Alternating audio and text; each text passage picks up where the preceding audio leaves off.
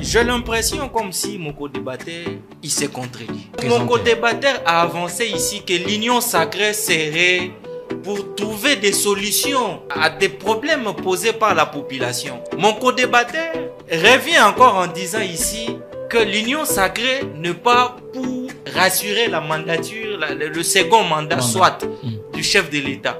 On nous a imposé, nous devons pouvoir l'accepter, la démocratie, sans que nous-mêmes nous puissions y réfléchir, penser comment est-ce que nous allons mettre cette démocratie-là en pratique. Allez-y comprendre, ce pays est par terre, pourquoi mon Dieu? Mais c'est inimaginable que dans un pays comme celui-ci, un pays souverain, un pays démocratique, que l'on puisse effectivement faire face à des situations pareilles. Avez-vous besoin d'un débat politique à la fois pédagogique et constructif sur la gestion du gouvernement, la politique, l'économie, l'éducation, la santé et l'enseignement pour un décryptage des faits, un décryptage sans parti pris? Je vous fixe un rendez-vous au plus près des dirigeants, au plus près de la population sur C24+.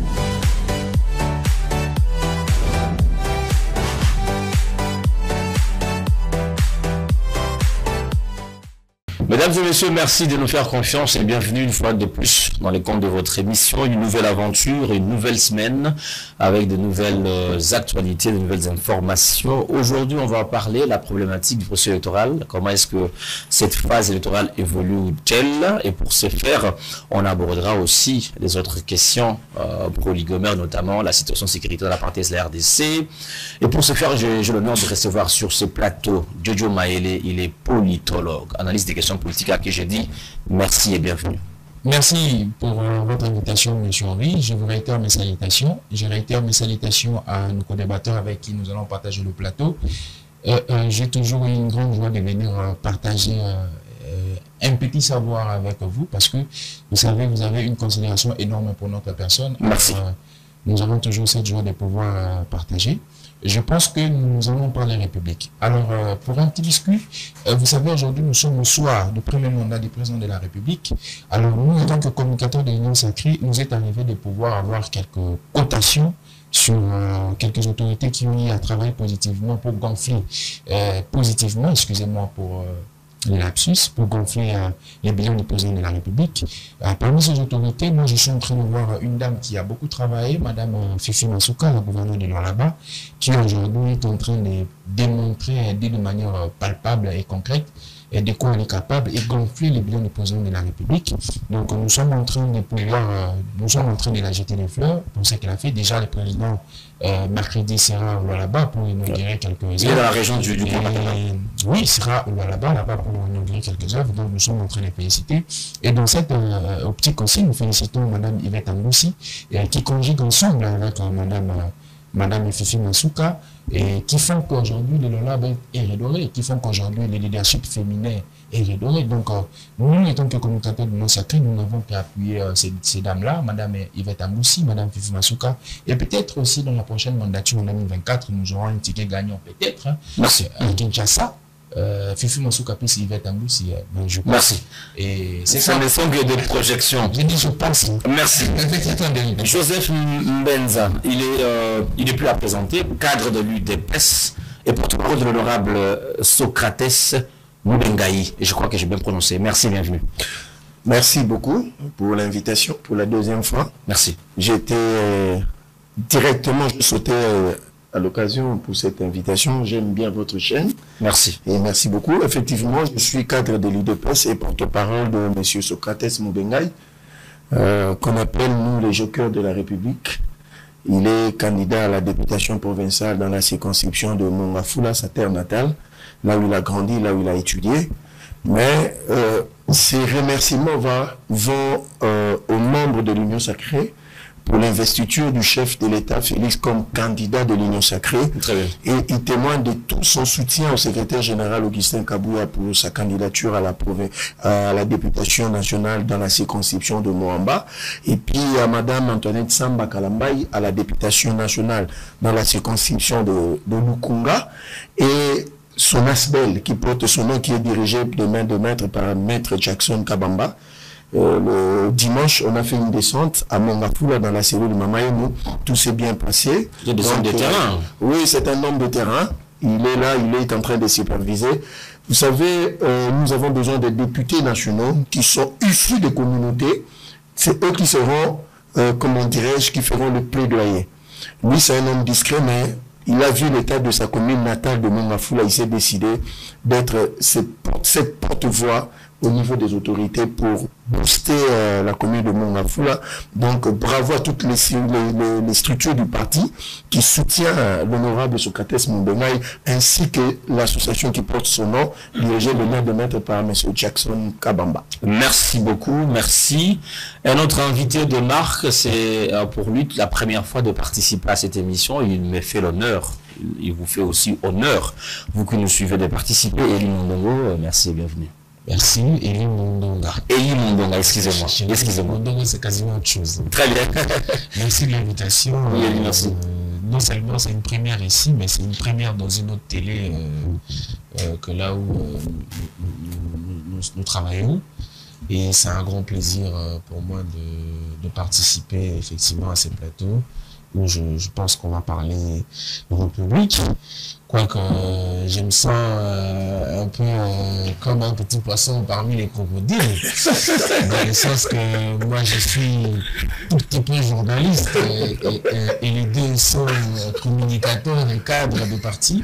Mais bon, je vais essayer de garder ma neutralité le plus possible et rester dans l'analyse des informations de l'actualité et peut-être pouvoir emmener un peu d'équilibre dans ce débat que j'appelle à moins de partisanat possible. Merci. Merci Elie Mondonga. Là, j'y arrive. Il faut rappeler qu'Elie est journaliste à Silo TV. Il anime des émissions politiques, notamment Info du Week-end. Oui. Une émission et j'ai pas de biscuits. Est-ce que Elie, tu as les temps? Je n'ai pas de biscuits. Merci. Tout de suite, entrons dans le mode de notre émission. Vous l'avez appris. Beaucoup de titres d'articles en ligne qui s'est dit investissent en surprise, candidat de l'Union sacrée. Quelle est votre première réaction? Je commence avec vous, Elie. Ma réaction, j'ai pas été totalement surpris parce que ça tombe un peu sous le sens. Ouais. L'Union sacrée, depuis son avènement, s'est construite justement autour de la candidature aux élections à venir du président de la République. Donc ce serait surprenant que le contraire se soit passé. Ouais. Moi, j'attendais ce congrès-là et je m'attendais à ce résultat-là.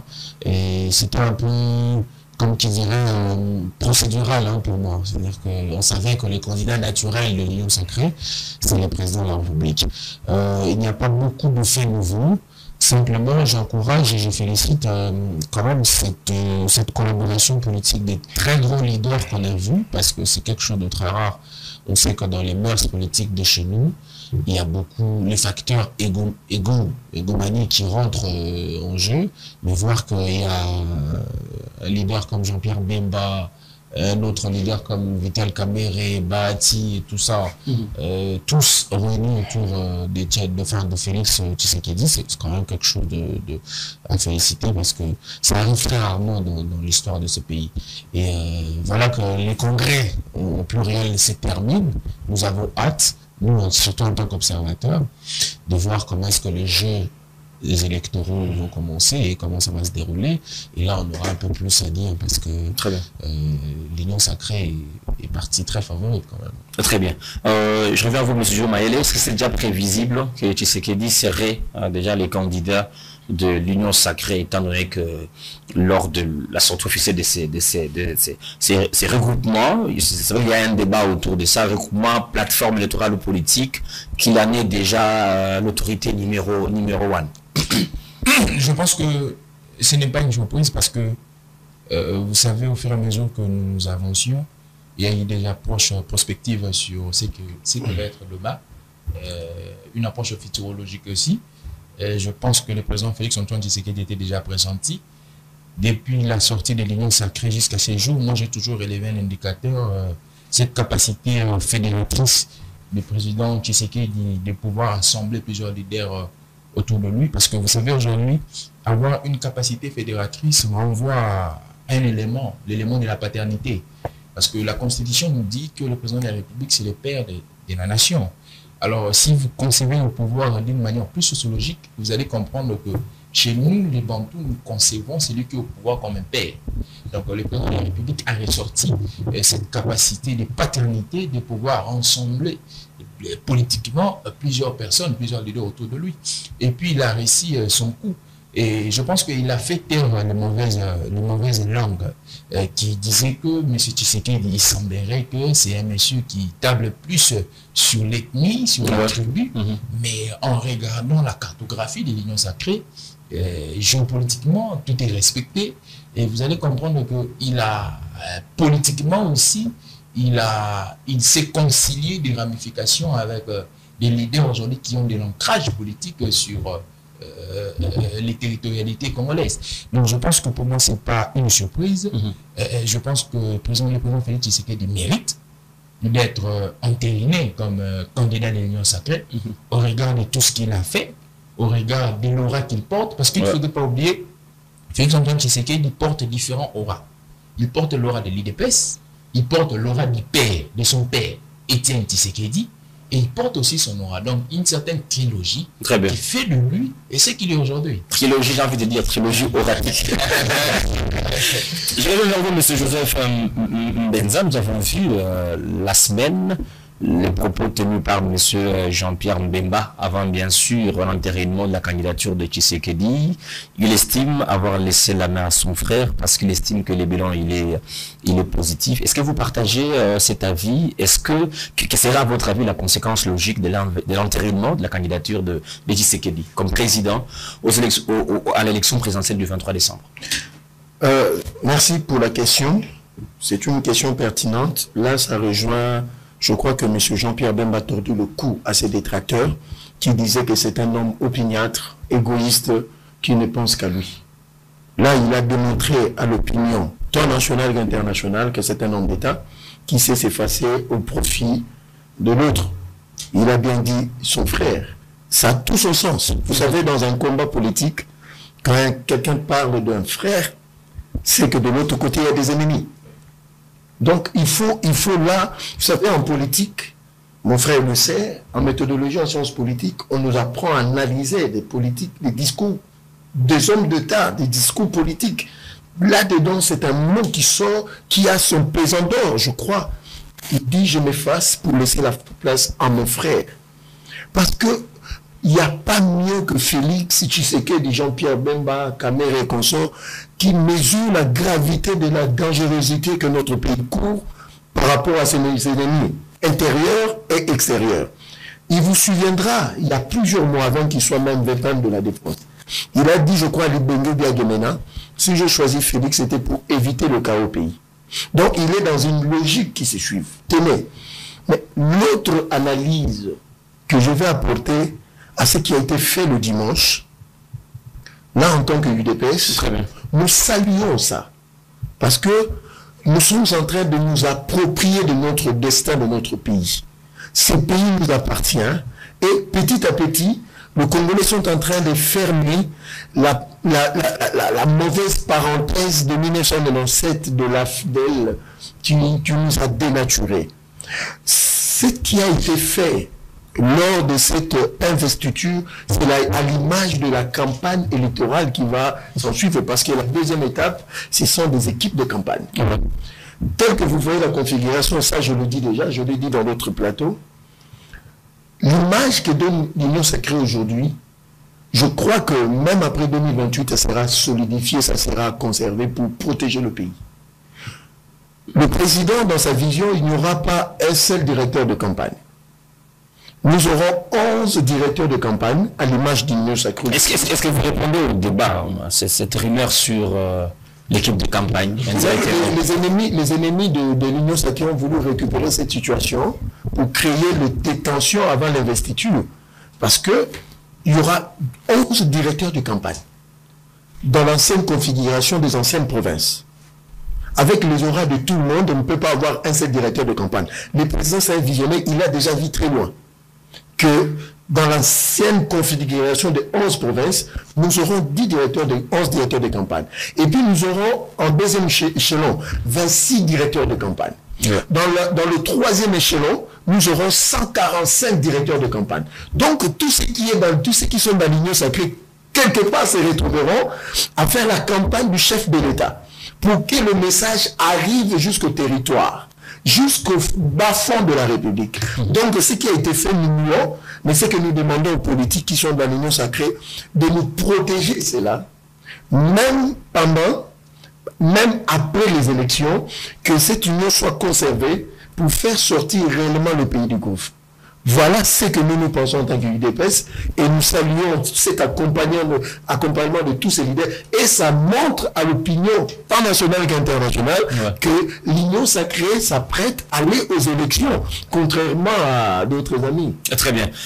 Il est certes vrai, déjà, que Tshisekedi à Bruxelles, dans sa communication avec les Congolais de la diaspora, il avait déjà présenté ses ambitions de se porter lui-même à sa propre succession.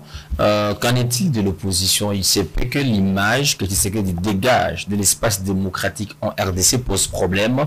Il a déclaré qu'il s'en va en guerre contre tous les ennemis de la République, pointant des doigts à l'opposition. Le même discours il a répété au mois de juin, au début de l'année, à Mbujimayi. Est-ce qu'aujourd'hui, l'espace démocratique en RDC, la liberté, est-ce que ça permet aux opposants de s'exprimer? Est-ce que ça balise les chemins pour les élections? Effectivement, les opposants s'expriment. Pas plus tard qu'il y a quelques jours, Moïse Katumbi était au Congo central. Avant ça, il était à l'Équateur. Je pense qu'en Afrique, il faut à un moment donné dire des choses comme elles sont, que nous sommes à une étape démocratique extrêmement avancée. Depuis 2006, depuis 2005, on a connu, nous, ici, des campagnes électorales où Jean-Pierre Bemba s'est affronté avec Joseph Kabila. On a même failli connaître un débat présidentiel. Ce n'est pas l'histoire démocratique qui peut se raconter dans beaucoup de pays en Afrique, précisément en Afrique centrale encore. Donc nous sommes assez avancés quand même en termes de mentalité démocratique. Les gens sont libres, on est là sur ce plateau. On a l'arrestation de quelques figures de l'opposition. Oui, mais les arrestations, ça existe. Les libertés ne vont pas dire libertinage. L'État fonctionne. La justice est là, les services sont là, donc ils font leur travail. Il ne faut pas non plus que la politique soit un espace d'excuses pour tout. Hein. C'est-à-dire que c'est pas parce que vous êtes politicien que vous n'êtes plus un citoyen qui répond aux droits positifs congolais. Vous répondez aux droits positifs congolais. Donc quand vous êtes si on vous reproche des griefs, c'est tout à fait normal. Mais en termes de piliers démocratiques dans ces pays, on ne va pas revenir sur ce débat-là. La liberté d'expression est installée, la liberté de la presse existe, la liberté d'opinion existe. La preuve, on a énormément de candidats à la présidentielle de l'école de l'opposition. Moi, je voudrais plutôt revenir à la question du bilan. Très bien. Parce que c'est une question très pertinente en période préélectorale, si vous voulez. Cette question-là est tellement complexe qu'il est difficile en vue démocratique du Congo d'y répondre. Parce qu'aujourd'hui, je peux vous reposer la question, de manière rhétorique, si vous vous souvenez encore du programme de chef de l'État. Parce que les bilans sont en fonction de ça. Tout à fait. C'est-à-dire qu'on fera les bilans en fonction de la promesse de campagne. Qu'est-ce qui a été promis, et qu'est-ce qui a été fait, et qu'est-ce qui n'a pas été fait. Mais aujourd'hui, quasiment plus personne ne s'en souvient. Et moi, personnellement, peut-être que les autres me le feront comprendre, mais me le feront savoir, je n'ai pas vu quand est-ce que le programme de campagne de chef de l'État a été transformé à un programme de gouvernance. On ne nous a pas présenté ça. L'Union sacrée qui naquit dans la rupture du FCCCH n'a pas non plus apporté peut-être un programme de gouvernance. On n'a pas vu ça. Pour dire que le réel politique de notre pays fait que la question du bilan devient juste une question polémique, en réalité. Ça veut dire que c'est une question qui n'a aucune réponse objective. Ceux qui sont de l'opposition vont fustiger à 100%. Ceux qui sont de la majorité au pouvoir vont dire que le bilan est extrêmement positif. Et comme personne n'a les indicateurs clairs, il n'y a pas d'arbitre. C'est-à-dire, même nous de la presse, on ne sait pas faire ce travail-là. Tout à fait. On ne sait pas regarder secteur par secteur, parce que si vous sortez aujourd'hui le programme du président Larousse, son programme campagne, qui existe, hein, mais tout petit peu difficile à trouver quand même, quand vous le sortez et vous regardez la réalité politique, il n'y a pas photo. Mais est-ce que on vient juger le président de la République sur base de ça? C'est complexe, c'est devenu une question vraiment pour les politiciens. Hein. Eux, ils sont les seuls à maîtriser, à pouvoir répondre, parce que de toute façon, c'est un argument, c'est comme un gant, donc ils peuvent se taper dessus autour de la question. Nous avons M. Oui, juste pour chuter, je répondais vraiment à cette question pour vous montrer la difficulté en tant qu'observateur, en tant que de la presse, à répondre objectivement à cette question. Parce que moi, je pense que quand on vient sur le plateau de télévision, l'objectivité est le premier élément pour informer également.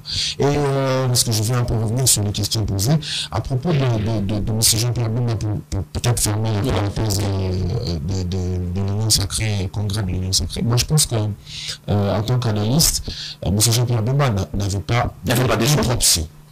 Il n'a pas d'autre option que...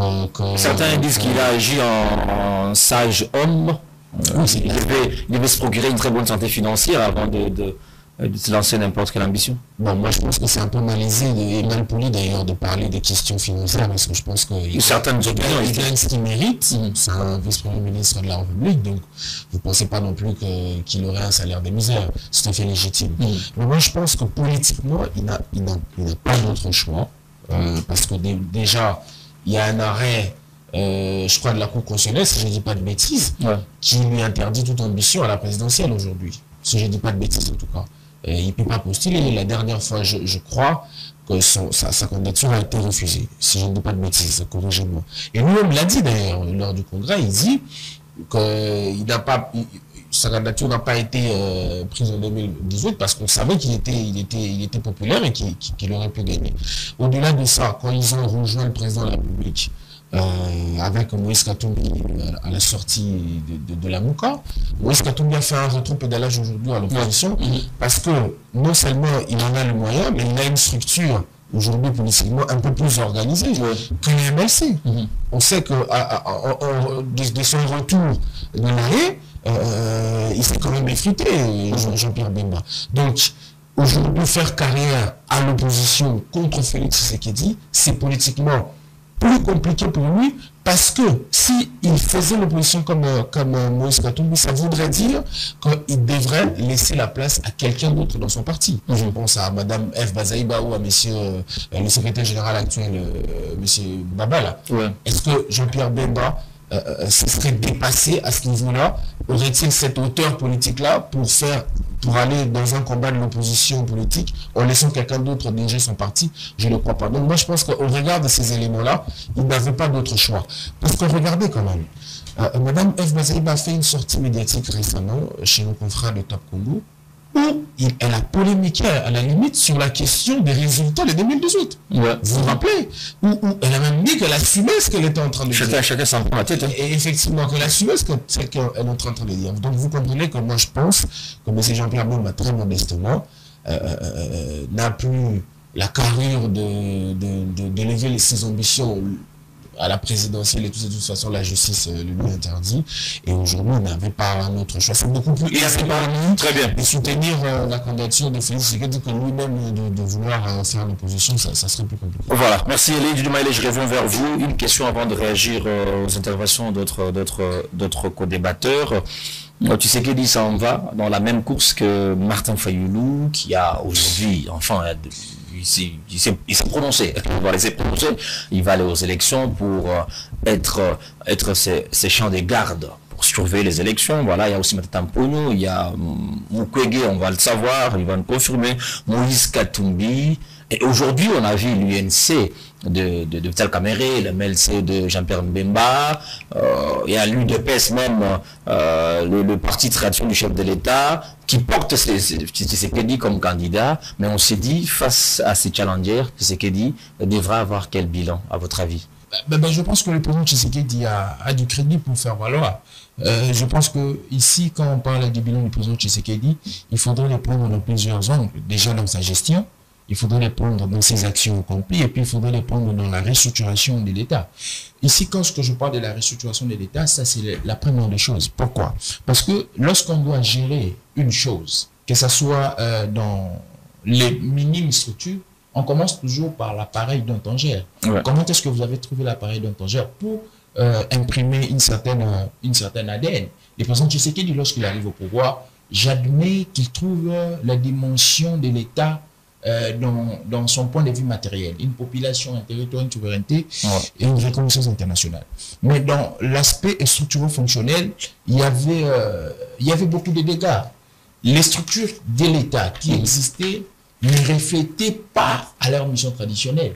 Et vous allez savoir que il y a certaines institutions qui étaient des fausses institutions, mais dans les fonds, il n'y avait pas un travail par rapport à leur mission traditionnelle. Je vous donne un exemple aujourd'hui. Si nous avons l'assiette fiscale élargie aujourd'hui, c'est parce que le président Tshisekedi a reboosté une certaine institution que nous appelons l'IGF. Est-ce qu'il faut se poser une question? Est-ce que l'IGF était créé sous Félix-Antoine Tshisekedi? Non. L'IGF a transité les régimes politiques. Ouais. Oui. Mais pourquoi l'IGF est devenu seulement actif sous Félix-Antoine Tshisekedi? Je vous donne encore un autre exemple. Nous avons aujourd'hui l'article 1 de la Constitution qui parle d'un état de droit. Posons-nous la question. La Constitution a été promulguée depuis quand? Depuis le 18 février 2006. Pourquoi c'est seulement sous Félix-Antoine Tshisekedi que tout le monde, même les personnes les plus incompréhensibles aujourd'hui, parlent de la question de l'état de droit? Mais il y a certaines personnes qui rejettent cette notion. Je pense qu'aujourd'hui... Vous n'allez pas dire à Salomon Escadela que l'état de droit, vous n'allez pas dire à Sani Bouzakira. Je pense que, non, les gens aussi, il y a certaines personnes qui ont une certaine connotation péjorative de l'état de droit. Lorsqu'on parle de l'état de droit, d'une manière générale, soumission de tous, gouverneurs, gouvernés, aux règles du droit, mais l'état de droit a ce qu'on appelle les conditionnalités. Un exemple le plus fréquent, lorsqu'une personne pose des actes qui reflètent une certaine hiérarchie des normes, cette personne est dans l'état de droit. Lorsqu'il y a l'égalité de tous devant la loi, cette personne-là, il y a l'état de droit. À votre avis, c'est qu'il a un bilan. Il a un bilan présenté. Je pense qu'un bilan, oui, il a un bilan présenté avec ses actifs et ses passifs. Il ne faudrait pas oublier que le président Tshisekedi, il a hérité d'un pays avec ses passifs et ses actifs. Il ne faudrait pas oublier que le Congo d'hier, ce n'est pas le Congo d'aujourd'hui. Je parle, par exemple, dans l'approche sécuritaire. Nous avons connu, depuis le 2 août 1998, la deuxième guerre du Congo, d'où la crise sécuritaire que nous avons. Regardez, depuis le 2 août 1998 jusqu'à aujourd'hui, combien de présidents ont chapeauté le Congo? 3 présidents chapeautés. Mais quel est le président qui a entrepris plus de mécanismes sécuritaires que le président Tshisekedi? Il n'y en a pas. Les gens qui ont cherché cette crise sécuritaire se sont tués pour laisser une certaine débâcle sécuritaire à Tshisekedi. Lorsqu'il arrive au pouvoir, je pense que vous et moi, nous sommes en train de voir comment est-ce que l'appareil militaire de la RDC est en train de restructurer. J'ai toujours dit, l'héritage militaire que Félix Tshisekedi a connu, c'est un héritage qui a été hétérogène. L'hétérogénéité de l'armée, c'est ce que nous appelons aujourd'hui dans un langage courant l'infiltration. L'armée qui a été consignée de plusieurs éléments. On vous prend une armée consignée des ex-rebelles, on vous prend une armée consignée des récalcitrants, des étrangers, et c'était difficile pour que nous ayons une armée républicaine. Des gens qui n'ont pas géré. Mais Tshisekedi, lorsqu'il arrive, dans son souci républicain, il forme aujourd'hui, il est en train de métamorphoser l'armée hétérogène à une armée homogène. Cette armée homogène pour avoir une âme, une ADN, une armée républicaine. Tshisekedi, lorsqu'il arrive, il trouve un mal qui a transité le régime politique. C'est mal, c'était quoi le régime de notification nationale? Dites-moi, aujourd'hui avec le président Tshisekedi, avons-nous toujours ce régime de notification nationale? Non. Tshisekedi, lorsqu'il arrive au pouvoir, il trouve un pays isolé.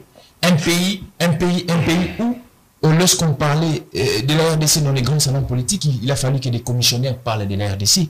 Mais aujourd'hui, avec Tshisekedi, lorsqu'on parle du Congo, ce sont les fils, les autorités de la République qui représentent. Je vous donne un exemple. Nous venons d'avoir ici un grand sommet sur les forêts tropicales avec l'Indonésie, le Brésil. La RDC était représentée par qui?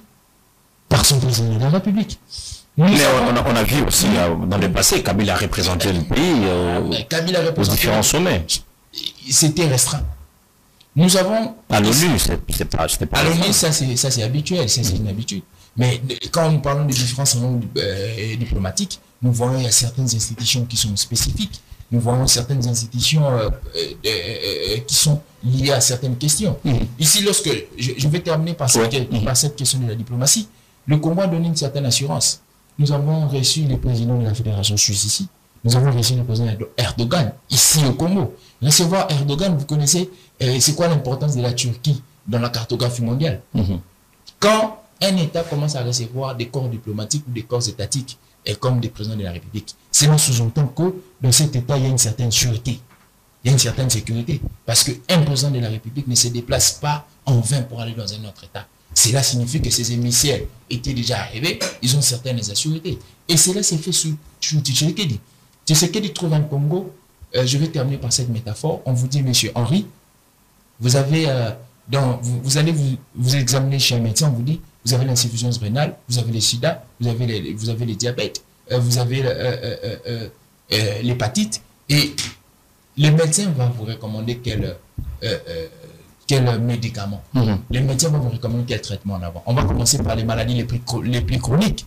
Alors Tshisekedi a commencé avec les maladies les plus chroniques, et il ne faudrait pas demander à Tshisekedi dans 5 ans de pouvoir métamorphoser et la République démocratique du Congo aux États-Unis d'Amérique, et je ne pense pas. Je pense qu'à l'heure actuelle, le président Tshisekedi a touché sur des éléments très importants, la différenciation des finances publiques et des finances de l'État, et des finances publiques et des finances privées. Il a essayé de toucher sur des éléments très pertinents pour permettre à ce que les pays puissent décoller, parce que si les pays ne remplit pas sa JBCR financière, le pays ne va pas décoller. Très bien.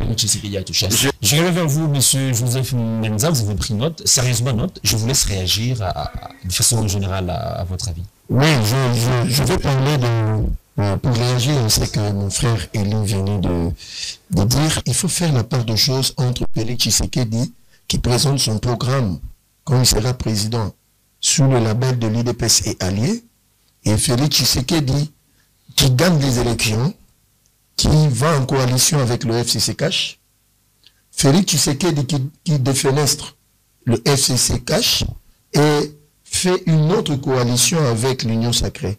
Il faut savoir qu'en 2019, l'équilibre du pouvoir était fragile. On devait aller en coalition. Tenez, nous avons perdu 25 mois.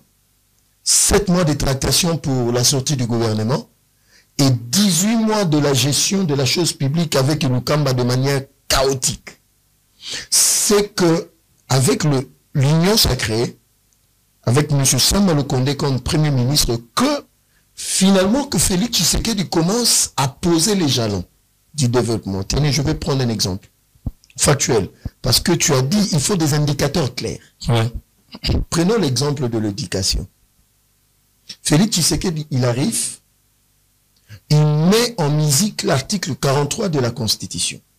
Aujourd'hui, nous sommes à notre 3e expérience de la gratuité d'enseignement. C'est 6 millions d'enfants qui entrent dans le parcours scolaire. C'est l'équivalent du Congo-Brazzaville. Peut-être que les gens ne se rendent pas compte. Un gouvernement qui prend en charge 6 millions d'âmes et qui les éduque pendant 3 ans avec une expérience chiffrée de 2 milliards par an, ça c'est un exploit. Ça, ce sont des indicateurs clairs. D'ailleurs, l'UNESCO et la Banque mondiale ont fait des rapports disant que nous demandons au gouvernement congolais de continuer sur cette lancée et bien sûr en donnant certaines, comme on dit toujours, recommandations. Tenez, ça c'est au niveau de l'EPST, au niveau de l'ESU. Mais il faut aménager le cadre où les étudiants peuvent avoir des enseignements. Construction et réhabilitation de l'UNIKIN, de l'INBTP. Ah, ça donne des bilans. Mais oui, les indicateurs clairs, ça, il n'y a pas polémique. C'est factuel. Je ne dis pas des choses, des chimères. UNIKIN, UPEN, UNBTP, Université de Gouna, Université de Kananga, de Mbujimaï, ISP Kisangani. C'est en construction. D'autres, des bâtiments sont déjà en train d'être livrés. Nous allons de l'autre côté, santé. Avant que Félix n'arrive au pouvoir, la couverture de la vaccination, c'est à 18%. Aujourd'hui, nous sommes entre 80 et 100%. C'est dans cette fourchette-là. Il y a la poliomyélite et puis autre chose. On est en train aujourd'hui de sauver des enfants parce qu'il y avait des morts. Parce que les gens ne se rendaient pas compte. Même dans des milieux reculés, nous allons encore plus loin. Construction dans le cadre du programme des 145 territoires. Allez vérifier au PNUD, au BSECO, et à la cellule financière du ministère de Finances. C'est 1210 écoles qui sont en train d'être construites dans ces programmes. 760 centres de santé. D'autres sont en train d'être livrés d'ailleurs au Katanga. Le président va réceptionner certains bâtiments, certains édifices qu'il va donner aux chefs de territoire. Depuis que le Congo est Congo, on a démembré la RDC. Le président, avec le gouvernement, nous sommes en train de construire 145 bâtiments. D'autres sont déjà achevés. Ça, ce sont des choses vraies. Et puis, après 112 ans, monsieur le journaliste, réhabilitation et construction de l'hôpital général de Mamaemo, hôpital militaire de Kitone et de Bounia. Et tout ce qui se raconte autour de l'hôpital de Mamaemo, ça, c'est la gestion serait accordée à... Non, ça c'est l'habitude de Congolais de mauvaise foi. Comment un gouvernement qui casque plus de 58 millions de dollars, sorti du trésor public, confierait la gestion à un Indien que eux-mêmes connaissent. C'est un entrepreneur qui a gagné le marché, dont le gouvernement finance à 100%, et ce monsieur va livrer les clés. Ce n'est pas dans un partenariat public-privé. Ça, ce sont des mensonges grossiers. Allons de l'autre côté, couverture santé universelle. Le président de la République, il arrive. Il faut sauver la vie de la mère et de l'enfant. Qu'est-ce qu'il faut? Il commence par la gratuité de la maternité. Tenez, la consultation prénatale. Le gouvernement prend en charge tous les échographies, tous les tests, tous les examens possibles.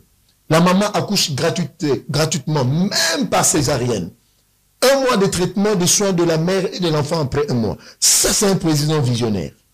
Pour réduire quoi? Le taux de la mortalité de l'enfant et de la mère. Mais je vous pose cette question par rapport à Martin Fayoulou est candidat. On attend que mon collègue le fasse aussi. Je ne sais pas s'il a déjà fait. On devra le savoir tout à l'heure. Est-ce que, je prends les deux messieurs, les deux piliers, est-ce que, à votre avis, sur papier, on sait que 85% de ce qu'il dit, sur papier, il est proclamé victorieux, mais sur le terrain, est-ce que vous ne pensez pas que les deux messieurs, les deux challengers risqueraient de se frotter à ce qu'il dit et dans une certaine mesure, n'est pas corroborer la réalité sur papier? Merci, monsieur le journaliste. Je commence par monsieur Martin Fayoulou. Est-ce que Fayoulou vous fait peur? Le Congo représente en termes de superficie 2 345 410 km². Vous voulez confier un sous-continent à un monsieur qui ne connaît même pas ce que c'est un régime politique? Non, ça c'est vous qui le dites. C'est vous qui le dites. C'est ça la réalité. Comment quelqu'un qui n'est même pas capable de gérer un micro-parti politique comme SID, vous allez le confier à un éléphant comme la RDC? Ça, c'est de 1. Vous croyez que non, les hôpitaux Panzi, c'est ça la politique? Ce monsieur n'a même pas d'ancrage sociologique. Il est venu faire son théâtre et puis c'est tout. Il n'y a pas de challengeant devant Félix Tshisekedi. Au moment où ils passaient leur temps à critiquer Félix, à voyager à gauche, à droite, insulter Félix dans des médias internationaux, nous, à l'IDPS, nous nous préparons aux élections. Là, je salue la dextérité du secrétaire général Augustin Kabouya. Dès l'entame, l'IDPS s'est mis en branle pour les élections. Mais ils ont perdu du temps. Aujourd'hui, il n'y a pas de challenger sérieux en face de notre candidat. Très bien, souffrez que je l'apporte de l'eau au moulin. Là, je vais devoir prendre Elie. Ma question, c'est au niveau du déroulement du processus électoral. Il y a la CENI qui a reçu plus de 36 palettes, voilà, pour organiser les élections. À votre avis, comment est-ce que vous décryptez l'évolution du processus électoral? Le processus avance. C'est vrai que tu vas réagir. On va réagir par rapport à ça. Je commence par la question parce qu'elle est pertinente tout autant. Le processus avance. Moi, je pense qu'on n'aura pas la qualité qu'on a eue dans le processus passé. Je mets ça au pluriel parce que quand vous regardez objectivement l'aspect technique de l'organisation de ces élections, ça pose beaucoup de problèmes. Il y a quand même des ratés. On peut partir de la qualité de la carte d'électeur, par exemple. On peut partir aujourd'hui, vous savez ce qui s'est sévi quand les gens vont faire des duplicata et tout ça. Je pense que ces erreurs-là, viennent notamment du fait que le processus a commencé un peu en retard. Il y a eu un long temps autour de la discussion sur le président de la CENI, tout ça. Le temps de mettre tout ça en place avec la volonté politique d'organiser les élections cette année, on va avoir les élections tout petit peu bâclées quand même, si on regarde... Oui, un tout petit peu bâclées si on regarde objectivement les choses. Vous vous rappelez que le président de la CENI, il y a quelques mois, il était encore capable d'aller sur un plateau de télévision pour réclamer le décaissement du gouvernement et qu'un ministre de Finances venait réagir. Mais, comme les politiques le diraient mieux que moi, tout c'est une question de volonté politique et je pense qu'il y a une vraie volonté politique pour que les élections soient organisées d'ici décembre 2023. Également parce que les calculs politiques sur papier donnent effectivement l'Union sacrée très en avant par rapport aux autres. Je pense que le président va gagner un deuxième mandat et que l'Union sacrée, peut-être qu'on n'aura pas le temps, j'aurais aimé développer une petite théorie là-dessus, et que les regroupements qui forment l'Union sacrée ouvrant la majorité parlementaire, qui d'ailleurs, qui du reste, ne sera définie qu'après les élections. Tout à fait. Parce que il vous sera rappelé que l'Union sacrée, c'est pas inscrit à la CENI comme une plateforme électorale.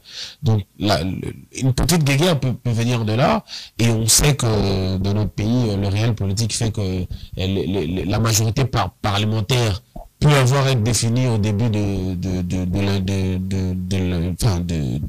mandat, et qu'au milieu du mandat, ça peut changer. Mais Joseph parlait tout à l'heure de l'accord FCC Cash. Mais je voudrais, si vous estimez que j'ai répondu à la question, je voudrais quand même réagir à la question de bilan. Je sais que je fais face aux politiques. Hein. C'est vraiment une question politique.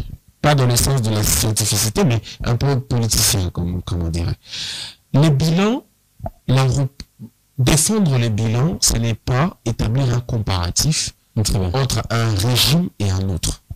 Ça, on va faire la différence. À votre avis? Quand on pose la question du bilan du président de la République, c'est de regarder son programme de gouvernance et regarder ce qui est fait, ce qui n'est pas fait. Mais vous savez que le régime en place ne peut pas faire un bilan, ça c'est frotté au PPRD. Oui, mais ça vient d'où cette mentalité? Parce qu'aujourd'hui, nous n'avons pas affaire au PPRD. Le peuple congolais n'a donné aucun mandat au PPRD. Le peuple congolais n'a aucun contrat social avec le PPRD. Ça ne nous intéresse pas. Ce qu'on a vécu, on l'a vécu. Chacun a un avis là-dessus. Il y en a qui disent que c'était pas mal, il y en a qui disent que c'était pire. Mais nous, quand en 2023, quand chacun est allé à l'isoloir, il a donné les pouvoirs, le peuple a donné son pouvoir souverain à un individu d'abord en tant que président de la République et à un autre groupe d'individus qui l'accompagnent. Donc quand on pose la question du bilan, c'est de dire, par exemple, M. Félix Tshisekedi avait promis de faire parvenir le budget d'ici 2 ans à 86 milliards. Où est-ce qu'il en est? Vous comprenez? Il avait promis de redonner la valeur à l'homme congolais. C'est-à-dire qu'il avait promis un travail culturel et un travail économique qui devrait être fait dans ce domaine-là pour que le Congolais, l'identité congolaise soit à nouveau valorisée et que le Congolais recouvre sa fierté qu'on avait à l'époque des Zaïre dans les années 70. Où on sommes-nous? Il y a des promesses, son programme existe sur Internet. Ouais. Et moi, je suis tout à fait d'accord avec M. Joseph quand il cite les actions faites. Je suis tout à fait d'accord avec cette démarche-là. Quand il cite les écoles, quand il cite tout ça, on peut rajouter à ça les budgets qui aujourd'hui a triplé. Ouais. On va dans des taux de recouvrement à féliciter. Ouais. Je suis d'accord avec cet exercice-là, mais qu'on arrête la comparaison avec le régime passé. Laissez les Européens, ils sont passés. Il faut permettre au peuple congolais aussi d'oublier les gens qui sont passés quand même. Parce que j'ai comme l'impression que c'est toujours les politiques actuelles qui actualisent, permettez-moi cette tournure, ceux qui sont déjà passés.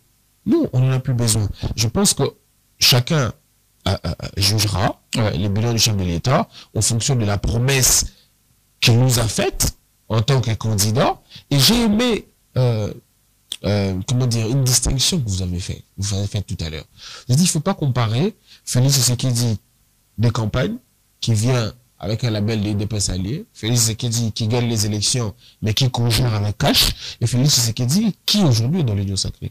Mais dans chacune des étapes, La simple chose qu'il fallait faire, c'était de nous présenter, peut-être, à chaque fois, les réformes en termes de programme qui viennent avec les réformes en termes d'alliance et d'équilibre politique. Ouais. Quand il gère avec le FCC Cash, voilà à quoi le peuple congolais devrait-il s'attendre? Aujourd'hui, là, qu'il gère dans l'Union sacrée, à quoi le peuple congolais devrait s'attendre? Quand il était... Tout ça, ça se fait.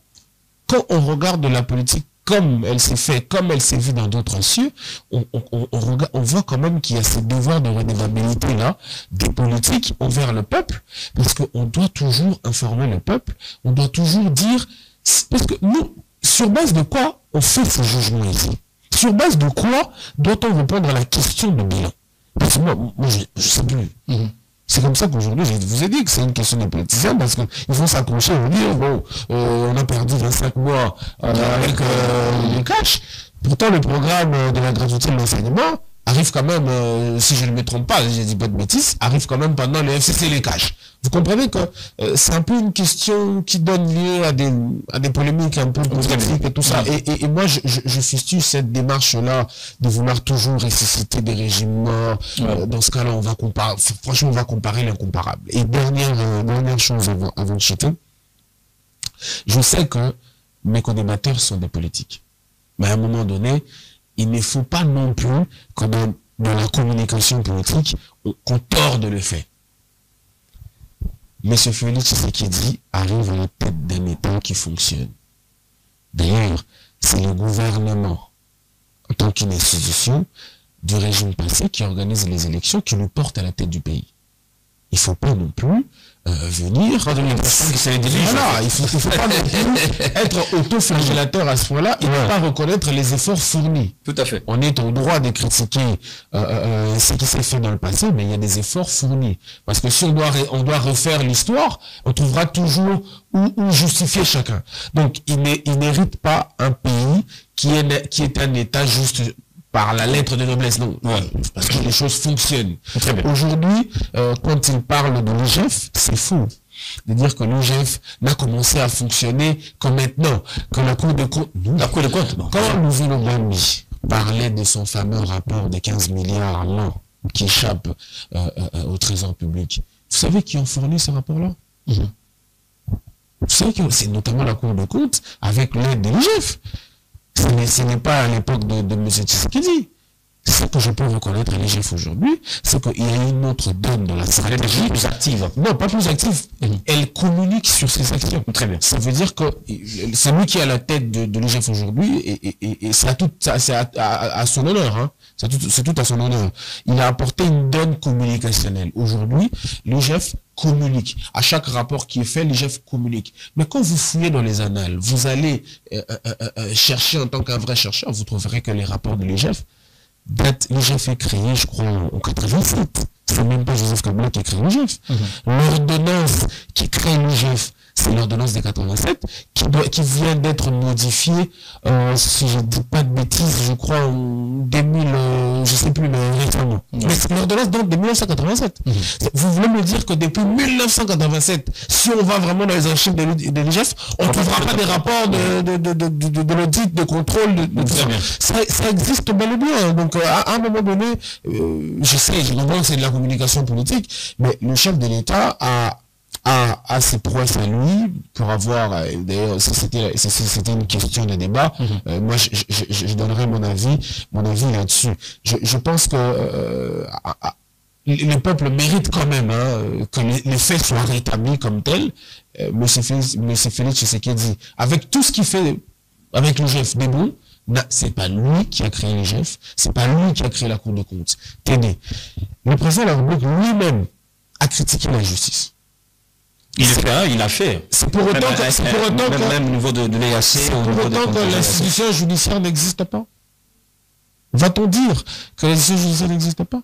Va-t-on dire que la justice dans notre pays, ce n'est que de façade? Merci. Pas du tout. C'est-à-dire qu'il y a des évolutions à atteindre. Et entre-temps, les institutions fonctionnent. Et moi, je pense que si les institutions ne fonctionnaient pas, même la petite stabilité qu'on a aujourd'hui, on n'aura pas. Et j'aurais aimé réagir aussi sur la question sécuritaire de l'Est, parce que là, je pense qu'il va trop vite sur des conclusions, alors que la question n'est pas éminemment complexe d'abord, éminemment complexe, et c'est très dangereux de mettre le président de la République, de mettre la question du bilan du président de la République sur la sécurité, parce que n'oubliez pas, hein, moi je fais que dire des faits. Le président de la République lui-même avait dit, tant que la guerre à l'Est n'est pas finie, ça veut dire que son mandat, s'il ne termine pas, il n'arrête pas la guerre à l'Est, il n'aurait pas réussi son mandat. Ça c'est lui-même qui l'a dit. Très bien. Il aura, moi je le dis, j'assume, je pense qu'il gagnera les élections, il aura encore 5 ans d'autres. Ah donc attendons, peut-être en 2028, pour revenir, parler de la question de l'Est, pour voir si la promesse qu'il avait faite, il a tenu ou pas, parce que cette question-là, elle est très complexe. Dire que Tshisekedi est le président qui a pris plus d'engagement, c'est pas forcément vrai. Parce que qu'est-ce que vous direz de Laurent Désiré Kabila, qui, les 4 ans, c'était essentiellement la question sécuritaire. Qu'est-ce que vous direz de Joseph Kabila, qui est arrivé dans un contexte de sécurité compliqué et compagnie. Donc je pense que ce débat-là, si on doit le faire, on va y revenir. Parce que c'est extrêmement complexe. On va revenir sur la question sécuritaire lorsque nous serons en train d'échouer dans les 15 dernières minutes. Mais je voudrais ici revenir avec un aspect aussi important pour Jojo Maele. Est-ce qu'aujourd'hui, c'est vrai que le chef de l'État l'a dit à la 78e Assemblée générale des Nations Unies, que les élections vont être organisées. Nous voyons une volonté affichée pour les élections, mais est-ce qu'aujourd'hui la CENI a toutes les garanties pour avoir les élections dans les temps? Parce que, pourquoi je le dis, c'est parce que avoir les élections dans les temps, c'est avoir le moyen, les décaissements, voilà, c'est avoir les conditions sécuritaires toutes réunies, mais nous voyons de l'autre côté aussi STF Mbikaï qui dénonce un certain plan, un prétendu plan de glissement des 3 mois. Je pense qu'au fur et à mesure que nous avançons, les institutions de la République qui travaillent pour le bien-être de la population sont en train de choquer les détracteurs de la République, parce que nous sommes dans un contexte où le jour, les calendriers de la CENI fait que c'est concrétisé, et donc sur cette question, le décaissement, les contraintes financières, sur cette question, moi je pense que la CENI a un calendrier qu'il est en train de matérialiser. Les contraintes, oui, ils sont, parce que nous sommes humains. Nous sommes dans la société, il y a des contraintes qui naissent le jour, on ne peut pas le surpasser, mais je pense qu'à mon avis, que les batailles sont mises en marche pour la concrétisation des élections. Très bien. Ça c'est la chose primaire que nous devons retenir, la chose primordiale que nous devons retenir. Parce que si nous parlons des contraintes, si nous disons qu'il n'y a pas de contraintes, ça serait un peu une manière de nous poignarder.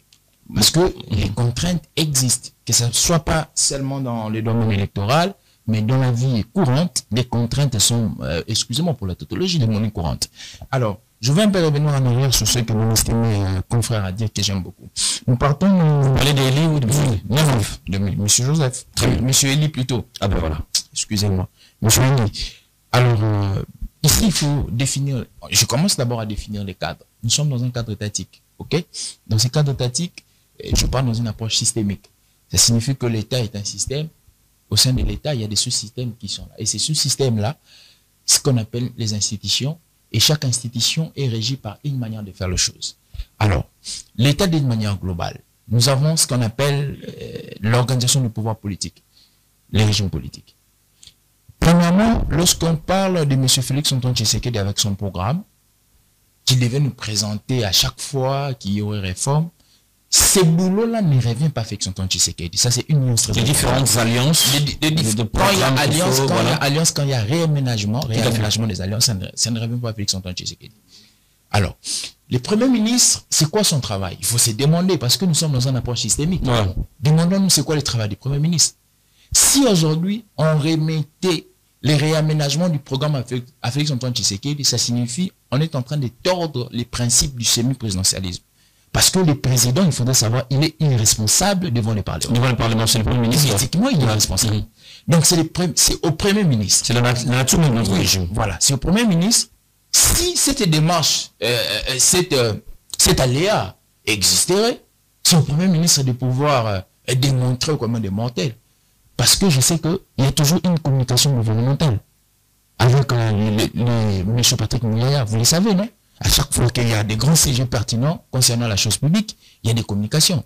Donc cet aspect des choses... Mais quand même, s'il vous plaît, John, s'il vous plaît, il y a quand même un élément sur lequel Elie s'étonne. C'est que les programmes que nous a présentés Tshisekedi, ces programmes de gouvernance, est devenu actuellement comme le sexe des anges, qu'on ne voit pas, mais qu'on Mais moi, je pense que les présidents Tshisekedi n'avaient déjà au début...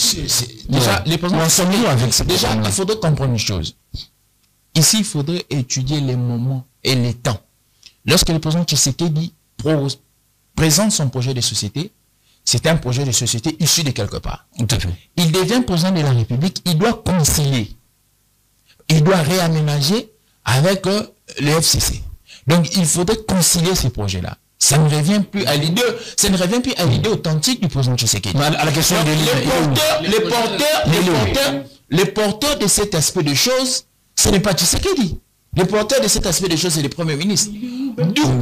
Mais je pense que lorsqu'il y a eu investiture du premier gouvernement Ilukamba, tous nous avons, je pense que vous êtes un journaliste avéré, vous avez eu les programmes sur PDF. Lorsqu'on a investi les premiers ministres Samalou Koundé, nous avons eu tous un programme.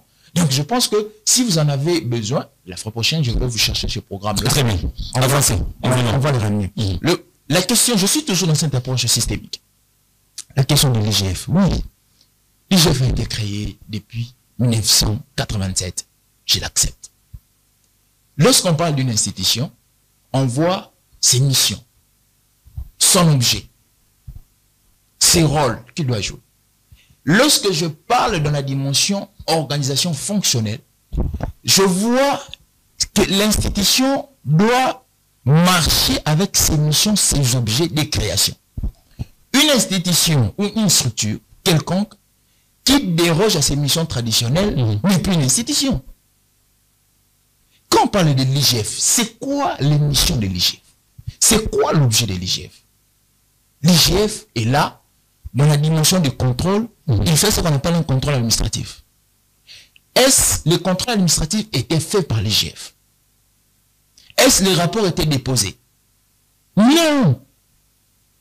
Il semblerait qu'un certain homme fort du régime passé aurait détourné 30 milliards. Qui devait faire ces rapports? Bien sûr, l'IGF. Je viens encore par un aspect que mon cher a dit. On va un peu naviguer dans la science. En sociologie, on dit ceci. Pour traiter un fait social, il faut toujours aller des causes à effet. Lorsque je parle du régime passé, ou soit je parle du bilan du président Tshisekedi, il y a toujours une approche comparative du bilan. Les actifs et les passifs. Qui est comme nous avons trouvé. Comme votre arme fatale. La comparaison est devenue. Non. Les initiés en sciences politiques savent ce qu'on appelle les systèmes politiques comparés. Système politique comparé.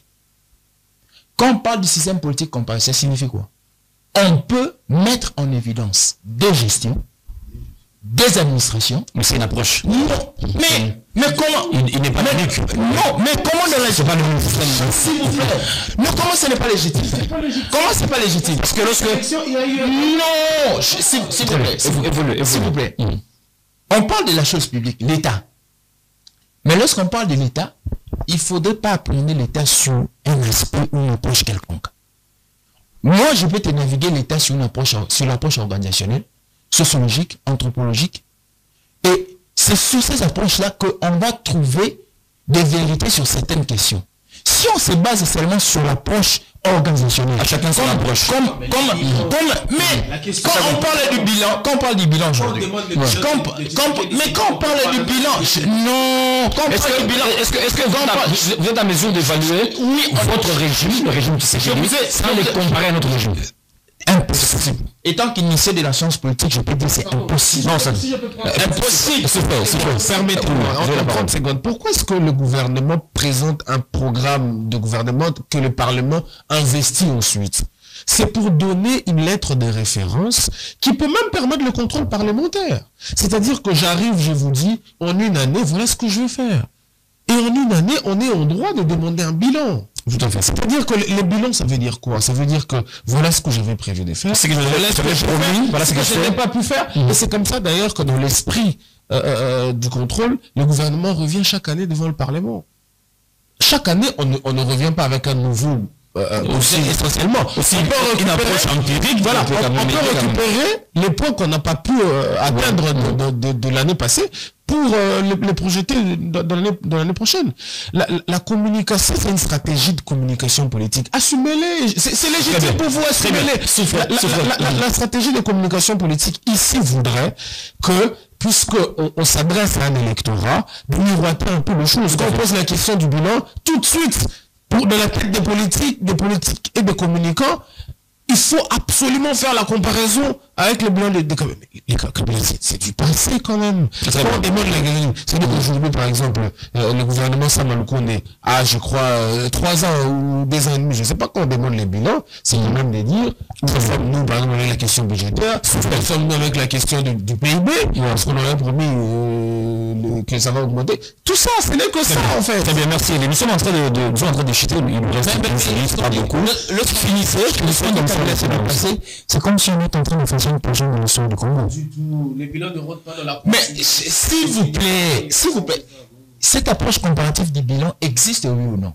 Très bien, ça existe. Non, ça existe. C'est l'approche comparative. Parce que, vous savez une chose, hein, lorsqu'on est en train de nier l'approche comparative des bilans, c'est comme si on est en train de nier même la gestion. Parce que si aujourd'hui, on nous léguait 10 milliards de budget, et que Félix Antoine Tshisekedi vient, il fait moins que ça, les recours seraient où? Parce qu'on a fait 10 milliards dans le passé, et vous venez, parce qu'à chaque fois qu'une autorité vient à la tête de la chose publique, il vient pour améliorer ce que son prédécesseur a fait. Donc, je ne refuse pas. Non, je m'excuse. Mais oui, c'est le thermomètre. Mais ici, qu'est-ce que nous sommes? Vous voyez, ici, nous sommes pas dans une mesure où on reste trop figé dans une approche politique. Non. Il faut être académicien. Académicien, ça nous permet à ce que nous puissions voir, même dans l'histoire ici, on puise. Je vous ai dit ici, parlons de l'approche diplomatique du Congo. Le Congo est un élément très important dans le puzzle mondial, dans la géopolitique mondiale.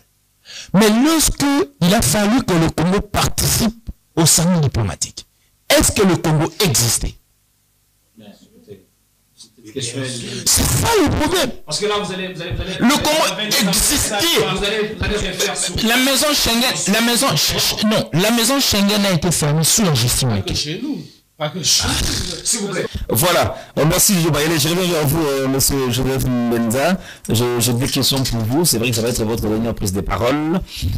Vous allez réagir par rapport à ce que vous avez entendu ici. Mais est-ce qu'aujourd'hui, la question sécuritaire n'est plus dorsale sous les pieds du gouvernement en place, particulièrement la question de la partie Est? Merci pour la question. Elle est pertinente, mais d'abord, j'aimerais rebondir sur ce que mon frère... Il y a une difficulté qu'on a tous ces derniers temps, quand on est sur le plateau, entre l'approche de ceux qui ont fait la science politique et ceux qui ont fait autre chose. Ouais. On n'a pas la même façon qu'on considère l'État. Nous, notre formation, c'est l'État et le pouvoir. Tu ne peux pas dissocier un bilan d'un chef de l'État, ce qu'il a parlé par politique.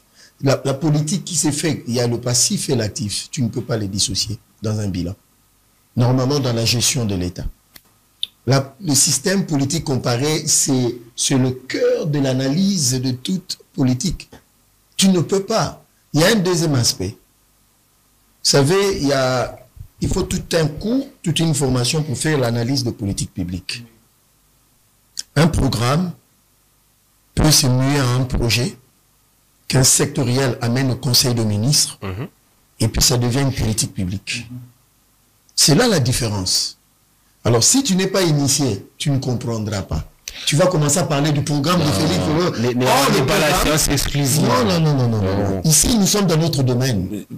C'est ça, j'ai dit. Tu peux me battre sur ton champ de Vous pouvez m'apprendre le ABC du journalisme. Aujourd'hui, la connaissance est mise à disposition. Là, nous sommes... Pas du tout. Là, nous sommes... On est au 21e siècle. Quand tu parlais... On est au 21e siècle.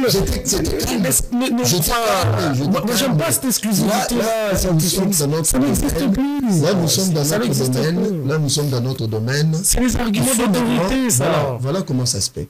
L'État, c'est une grande superstructure. Effectivement.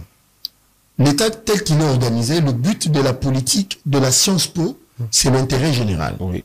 Il faut que toutes les politiques puissent toucher la population. Mais pour que ça touche la population, ça doit partir de politiques publiques que le gouvernement met en place. Par exemple, parmi les politiques publiques, il y a la sécurité, il y a la retraite, il y a la politique salariale, la politique sur la retraite. Maintenant, parlons de la politique sur la sécurité. Mais l'IGF, que vous mentionnez, là où je rejoins mon frère, il y a un décret du Premier ministre Matata Mponyo qui Mouzito avait reconduit, qui avait anesthésié l'IGF par rapport à son champ d'action. Allez vérifier. Donc ce qui revient à dire, l'IGF dont vous faites mention, avant Félix et après Félix, ce n'est pas la même fonctionnalité. Par rapport dont l'IGF devait fonctionner. Les missions ont changé. Qu'est-ce qui a changé? Les missions, je dis par rapport à leur agir. Quand il y a un décret qui restreint vos mouvements, et il y a un autre décret qui abroge cela, qui vous donne le champ libre de vos actions. C'est pas le même parce contexte. Que l'ordonnance de 2020... Non mais monsieur... Allons dans ce sens-là, parce que l'ordonnance de 2020 qui a apporté des modifications... Posant face à moi... Non, pas du tout. Moi, je dis ceci... Moi, j'interviens quand il s'agit de rétablir les faits. Mais ce matin, Taspon signe un décret obligeant l'IGF de ne pas faire de contrôle dans les ministères, dans les entreprises publiques de l'État. Mais quand Félix arrive, il donne l'ordre d'abroger ces décrets et pour donner accès libre à l'IGF de faire son travail. Ce n'est pas le même contexte. Maintenant, sécurité. Là, il faut féliciter le président Félix. C'est pour avoir mis fin au mixage et au brassage de l'armée. Ça a été le moyen par lequel le Rwanda voulait toujours nous contrôler. Aujourd'hui, Mouchaki est récupéré. Kibati est récupéré. La guerre se trouve au niveau de Massissi, là où il y a des affrontements. Je suis d'accord avec lui, le président a dit, je me sentirai plus président le jour où je vais instaurer la paix à l'est du pays. Mais il est en train de faire face. Vous comprenez? Alors, le problème sécuritaire, c'est un problème. Là, je rejoins mon frère, notre armée était, en termes, nous, le politique, nous, ceux qui avons fait la Sciences Po, nous appelons cette armée une armée mosaïque et hétérogène. Parce qu'il y avait trop de composantes qui ne font pas partie des normes républicaines dans cette armée. Aujourd'hui, tout est en train d'être mis en place. Est-ce n'est plus ça dans le pays Tshisekedi pour aller aux élections? Mais tout président, tout gouvernant, le problème sécuritaire, c'est une épine. C'est tout à fait normal qu'il faut extirper. Et c'est ce qu'il est en train de faire avec beaucoup de méthodes. Aujourd'hui, nous avons une armée républicaine qui est en train d'être reconstituée avec des jeunes qui sont formés, équipés pour faire le travail. Donc, c'est pour dire que les choses sont en train d'aller. Très bien. Merci. Je vais vers vous, Elie. Est-ce que, à 3 mois des élections, la question de sécurité n'est toujours pas garantie? Nous avons appris dans le média que le M23 ont réoccupé les positions qu'ils avaient abandonnées. Est-ce qu'il y a une lueur d'espoir pour aller aux élections sans tension, sans question sécuritaire dans la partie Est? Je vais sortir 2 petites sous-questions dans votre question. Je pense que l'organisation des élections en soi peut être atteinte si on part de la jurisprudence de 2018, c'est-à-dire qu'on peut aller aux élections sans une partie de la République. Parce qu'on se rappelle que à Beni, les gens ont voté un peu plus tard. Ils n'ont pas participé à la présidentielle. Donc, si on prend cette jurisprudence-là, on peut aller aux élections sans peut-être les partis occupés par l'M23 et les ennemis de la République aujourd'hui. Mais techniquement, vous savez, la question de la sécurité est une question pour nous, les hommes des médias, qui interroge également l'éthique et la déontologie. C'est vrai, on fait un travail de neutralité, mais à quel niveau doit-on pousser notre neutralité? Parce que là, il s'agit des intérêts cruciaux de l'État. Comment en parler? Est-ce que le fait suffise? Est-ce que l'objectivité suffit pour parler de questions sécuritaires? Moi, personnellement, j'ai beaucoup de réserves autour de questions sécuritaires. Mais à en croire, c'est qui s'est dit, parce que le communiqué dont vous faites allusion, c'est l'armée. Je crois que c'est le porte-parole du gouverneur de Nord Kivu, lui-même qui tient ces plans de communication-là. Je pense qu'à ce stade où nous avons encore l'EAC qui n'est pas complètement parti, où la SADC doit venir, où le M23 résiste encore, sauf si un miracle s'est fait, mais voilà, je ne pense pas qu'en 2 mois, nous soyons en capacité de garantir les conditions sécuritaires dont pose la CENI pour pouvoir contrôler les gens. Sauf miracle, la situation sécuritaire, certes, inquiétude, c'est une inquiétude cette situation, mais est-ce qu'il faut trouver une alternative? Je crois que sur cette question, moi je l'ai dit plusieurs fois, c'est que ici le président Tshisekedi est face à 2 choses. Il est face à une réalité politique et puis une réalité sociologique. Alors, face à une réalité politique, le président Tshisekedi donne déjà une certaine alternative, c'est que nous avons des élections. Mais face à la réalité sécuritaire, le président se bat pour concrétiser. Parce qu'il ne faudrait pas oublier, la question de l'Est, ce n'est pas seulement la question de l'M23. Lorsque le président Tshisekedi arrive, il dit, pour lui, son credo, c'est la pacification de l'Est. Et il faudrait savoir une chose. Lorsque on dit, c'est le principe du parallélisme et le fond, une autre ordonnance doit abroger une autre ordonnance. De la même manière, la guerre a pris ce début, de la même manière, on va abroger cette guerre. La guerre de la RDC est une dimension dualiste, interne comme externe. C'est pourquoi il faut mettre en danse les acteurs internes comme les acteurs externes. Voilà. C'est dans cette approche. Une dimension politique aussi. Merci. Mais, merci, nous sommes en train de... je refuse pas. Merci. Aujourd'hui, vous voyez comment Tshisekedi s'en fait un stratège. Très bien. Il part dans une gymnastique diplomatique. Et dans cette gymnastique diplomatique, à l'interne, il travaille l'armée. Je trouve quand même cette posture assez... Merci. Nous sommes en train d'étudier. Merci Jojo. Merci Elie. Merci Joseph. Nous sommes obligés d'arrêter. Là parce qu'ils ne vont jamais s'entendre là. Merci beaucoup d'avoir suivi cette émission. Nous allons revenir vendredi avec un live direct afin de vous faire vivre toute l'actualité autour de la question électorale, la question sécuritaire. Merci beaucoup. Merci de vos commentaires sur notre YouTube, Facebook. Merci. Je vous donne rendez-vous au prochain rendez-vous de l'actualité. Merci. Merci beaucoup.